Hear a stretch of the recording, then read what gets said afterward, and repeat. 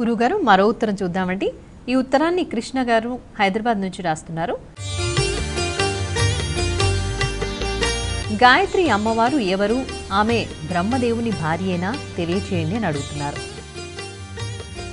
తృతీయస్యామితో దివిసోమ ఆసీత్ తంగాయత్ర్యాహరతు తస్య పర్ణమచ్ఛిద్యత తత్పర్ణో భవతు తత్పర్ణస్య పర్ణత్వం బ్రహ్మవే పర్ణః యత్పర్ణశాఖయా వత్సానపాకరోతి బ్రహ్మణైవేనానపాకరోతి గాయత్రో వై పర్ణః గాయత్రా పశవః తస్మాత్ త్రీణి త్రీణి పర్ణస్య పలాశాని త్రిపదా గాయత్రీ.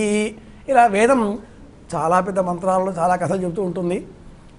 సంక్షిప్తంగా మనం జ్ఞాపకం తెచ్చుకోవాలి అంటే, పూర్వం దేవతలకు రాక్షసులకు యుద్ధమైనప్పుడు దేవతల పక్షంలో వాళ్ళ అస్త్రాలన్నీ కూడా మంత్రాలే, మాటలే.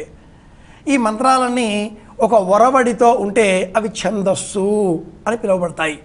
ఛది ఆహ్లాదనే, ఆనందం కలిగించేది. ఛది కప్పబడిన అని అర్థం. అలాగే ఛది ఆచ్ఛాదనే, ఛది ఆహ్లాదనే.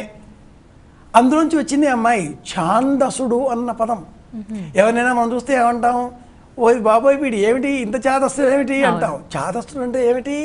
నియమం ప్రకారంగా ఉండేవాడు అని అర్థం. వాడికి ఎక్కడ ఏది ఉందో అక్కడ ఉండాలి. ఇక్కడ మేము తుండుగుడ్డ వేసామంటే ఆ తుండుగుడ్డ అక్కడే ఉండాలి. ఇక్కడ ఈ చెంబు పెట్టామంటే ఆ చెంబు అక్కడే ఉండాలి. ఎక్కడ పోయింది, ఏమిటి తీశారేమిటి తగులు ఆడతాడు.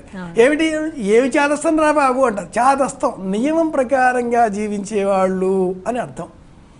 ఈ దేవతలు వాళ్ళ అస్త్రాలుగా ఉండేటటువంటి 32 విధములైనటువంటి ఛందస్సులలో కొన్నింటిని ప్రయోగించారు రాక్షసులపైకి.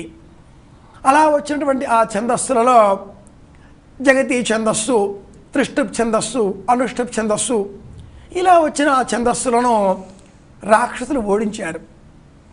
అందులో ఒక ఛందస్సులోంచి 2 అక్షరాలని కత్తిరించుకొని అవమానం చేసి పంపించారు ఆ రాక్షసులు.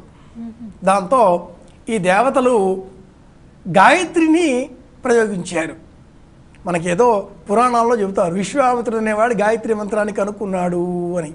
నిజానికి వేదంలో ద్రష్ట విశ్వామిత్రుడు మాత్రమే కాదు, సూర్యుడు కనుక్కున్నట్లుగా ఉంది. గాయత్రి ఛందస్సుని అనేకులు కనుక్కున్నారు, అనేకులు జపం చేశారు, అనేకులు సాధన చేశారు. సూర్యనారాయణమూర్తి కూడా ఒకడు. అందుకే మనం సవిత దేవత అని ఆరాధన చేస్తూ ఉంటాం. దేవతలు ఇలా గాయత్రిని ప్రయోగించడంతో ఇది వెళ్ళింది బృహతి ఛందస్సు, ఆ ఓడిపోయిన 2 అక్షరాలు. గాయత్రి వెళ్ళింది, రాక్షసుని ఓడించింది. తిరిగి వస్తూ ఆ 2 అక్షరాలను కూడా వెంట పెట్టుకుని వచ్చింది. అలా రావడంతో అంతవరకు 6 అక్షరాలతో ఉండేటటువంటి గాయత్రి ఈ 2 అక్షరాలను కూడా పుచ్చుకొని 8 అక్షరాలుగా మారింది. అది 3 పాదాలతో వచ్చింది కాబట్టి త్రిపదా గాయత్రి. 8 24 అక్షరాలుగా మారింది. అది మన వేరం చెబుతుంది. ఇంకో విషయం ఏమంటే, అమ్మాయి గాయత్రి అనగానే గాయత్రి మంత్రం. ఈవేళ రేపట్లో చతుశ్చక్ర వాహనం కార్ అంటారు కదా, ఈ కార్లకు కూడా రివర్స్ వచ్చేటప్పుడు గాయత్రి మంత్రాలు చూపిస్తున్నారు. అపశబ్దం అపభ్రమించుగాక. అలా మనం పెట్టుకోకూడదు, అవమానం చేసినట్టు అవుతుంది. మన విషయంలోకి వచ్చేస్తే గాయత్రిని అందరూ చదవచ్చా, ఆడవాళ్ళు చదవచ్చునా అని రకరకాల ప్రశ్నలు అడుగుతూ ఉంటారు. గాయత్రి మంత్రం 4 వేదాలలో ఉంది. ఋగ్వేదం, యజుర్వేదం, అథర్వవేదం, సామవేదం 4లో ఉంది. ఒక్క సామవేదంలోనే మనకు ఈ గాయత్రి మంత్రం 24 అక్షరాల్లో కనిపిస్తుంది. మిగతా అన్ని వేదాల్లో కూడా 23 అక్షరాల్లో ఉంది. వరేణ్యం అంటారు దాన్ని. ఈ అణ అన్న శబ్దానికి పురుష రూపాణువులకు సంబంధం ఉంది. అంటే మన్మథ రూపమైనటువంటి పురుష బీజాణువులను మనలో పెంపొందింపజేసుకోవాలి అంటే వరేణ్యం అన్న శబ్దాన్ని మనం ఉచ్చరించాలి. ఈ వరేణ్యంని విడదీస్తే 24 అవుతాయి, విడదీయకుండా జపం చేస్తే 23 అవుతాయి. ఇది జపం చేసినందువల్ల మగవారిలో ఆ పౌరుషత్వ భావనలు ఉద్దీపనం పొందుతాయి.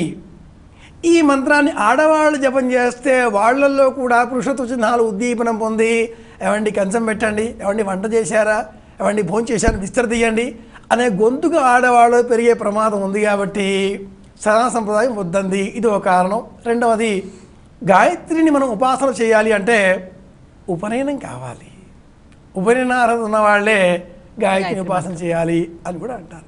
ఇవి గాయత్రి ఛందస్సు గురించి, గాయత్రి రూపం గురించి ఉన్నటువంటి వైదిక పరమైనటువంటి